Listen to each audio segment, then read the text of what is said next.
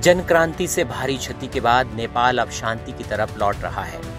देश की अंतरिम प्रधानमंत्री सुशीला कार्की ने कार्यभार संभाल लिया है। भारत के लिए नेपाल की राजनीतिक स्थिरता हमेशा से प्राथमिकता रही है। चीन बेल्ट रोड इनिशिएटिव और अमेरिका मिलेनियम चैलेंजेस कारपोरेशन के जरिए वहां अपना निवेश बढ़ा रहा है। ये भारत के लिए चिंता का विषय है। इस बीच भारत की कोशिश है कि नेपाल का लोकतांत्रिक ढांचा मजबूत बना रहे और वहां भारत को राजनीतिक मुद्दा बनाकर एंटी इंडिया भावना न भड़काई जाए। कुल मिलाकर भारत वेट एंड वॉच की स्थिति में है। नेपाल की जनता जिस भी सरकार को चुनेगी, भारत उसके साथ सहयोग करेगा। अंतरिम प्रधानमंत्री सुशीला कार्की ने कार्यभार संभालने के बाद जो मुख्य बातें सामने आई हैं, पहले उन्हें जान लेते हैं। जेनजेड आंदोलन में मारे गए शहीद घोषित, पीड़ितों के परिजनों को 10-10 लाख मुआवजा दिया जाएगा। भ्रष्टाचार खत्म करने का संकल्प लिया। 6 महीने से ज्यादा सत्ता में नहीं रहेंगी सुशीला कार्की। 15 मंत्रियों के नामों पर विचार मंथन जारी है। नवनिर्वाचित संसद को अधिकार सौंप देंगी सुशीला कार्की। नेपाल में 5 मार्च 2026 को आम चुनाव कराए जाएंगे। काठमांडू के 6 जगहों पर अब भी कर्फ्यू जारी है। पूर्व पीएम केपी शर्मा ओली के खिलाफ एफआईआर दर्ज की गई है। भारत नेपाल सीमा पर भी आवाजाही शुरू कर दी गई है।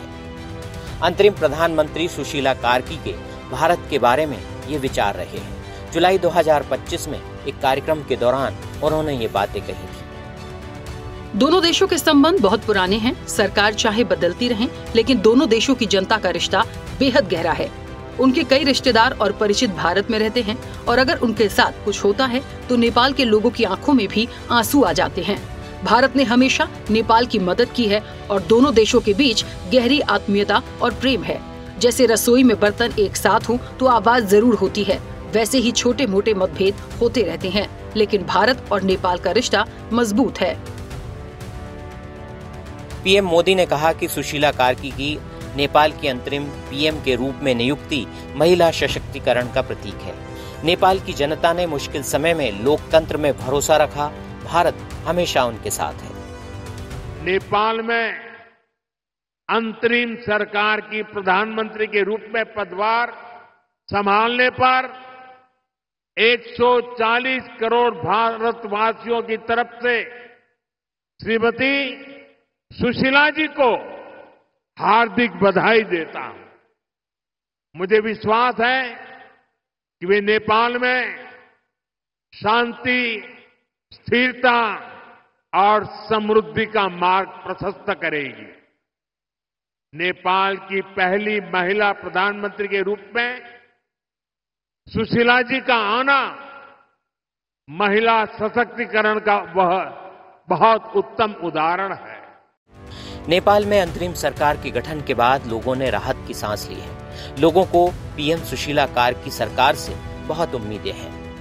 और नई सरकार से उम्मीद है हमारी जल्द से जल्द युवा को रोजगार और विदेश पलायन नहीं होना चाहिए। स्वास्थ्य, आपके हॉस्पिटल स्वास्थ्य हो गया, शिक्षा हो गया, इसमें नई सरकार आने से उससे बेहतर होगा हमारे, यही हम चाहते हैं। नहीं बातचीत कि नहीं, डर तो क्या है सर, डर तो कोई नहीं है। ये तो जनता ले करा हुआ है, जनता विद्यार्थी ले करा हुआ है, जो स्टूडेंट ले, वो डर तो क्या है, डर तो कोई नहीं। नेताओं के लिए थोड़ा अच्छा किया है बनने ले, लेकिन ये बात है सार्वजनिक भवन जलाना मत था। वो तो हमारा संपत्ति है और वो बनाने के लिए टाइम लगेगा।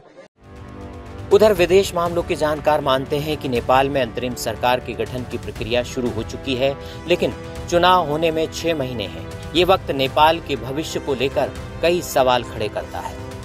और वो बहुत ही एमिनेंट जज हैं और जब वो चीफ जस्टिस थी, the first lady chief justice of Nepal, उन्होंने बड़े अच्छे डिसीजन दिए, बिल्कुल फ्री एंड फेयर, किसी के खिलाफ नहीं। अगर किसी पॉलिटिकल पार्टी ने भी गड़बड़ काम किया है तो उनके खिलाफ भी। ये तक नौबत आ गई थी कि पॉलिटिकल पार्टीज उनसे बड़े नाराज़ थे, उनको कहा उनको हम इम्पीच करेंगे, ऐसे भी।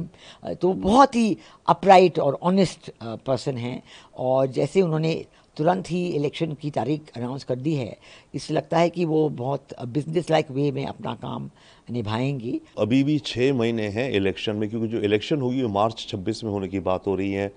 ये तो इंटरिम प्राइम मिनिस्टर है। इंटरिम प्राइम मिनिस्टर की कितनी पावर होती है, ये जेन जी रेबेलियन के जो लोग हैं वो इसके साथ कितना मिलकर चलेंगे, कौन मंत्री अपॉइंट होंगे, किस डायरेक्शन जाएगा, जो पॉलिटिकल पार्टीज हैं वो क्या करेंगी, आर्मी क्या रोल निभाएगा, तो बहुत सारी अनसर्टनिटीज़ हैं अभी भी नेपाल में। बट भारत विश करता है और जो भी मदद जरूरी होगी, आई एम श्योर हमारी भारत सरकार ह्यूमैनिटेरियन मदद देने को बिल्कुल परस्पर तैयार है। नेपाल की मौजूदा राजनीतिक हलचल सिर्फ काठमांडू तक सीमित नहीं है। यह भारत, चीन और अमेरिका तीनों के लिए चिंता का विषय है। भारत के लिए यह उसके उत्तर की सुरक्षा और सांस्कृतिक रिश्तों से जुड़ा मामला है। चीन के लिए यह उसकी BRI परियोजना का हिस्सा और अमेरिका के लिए अपनी सामरिक मौजूदगी को मजबूत करने का अवसर। आने वाले 6-7 महीनों में अंतरिम सरकार, संसद और चुनाव, इन सभी पर जो भी सहमति बनेगी वही तय करेगी कि नेपाल स्थिरता और विकास की दिशा में बढ़ता है या अस्थिरता का मैदान बनता है। एक बात साफ है, नेपाल की राजनीतिक दिशा सिर्फ नेपाल तक सीमित नहीं रहेगी, बल्कि दक्षिण एशिया की कूटनीति और सुरक्षा समीकरण को प्रभावित करेगी। चैनल हेड RP श्रीवास्तव के साथ विजय नंदन, स्वदेश न्यूज।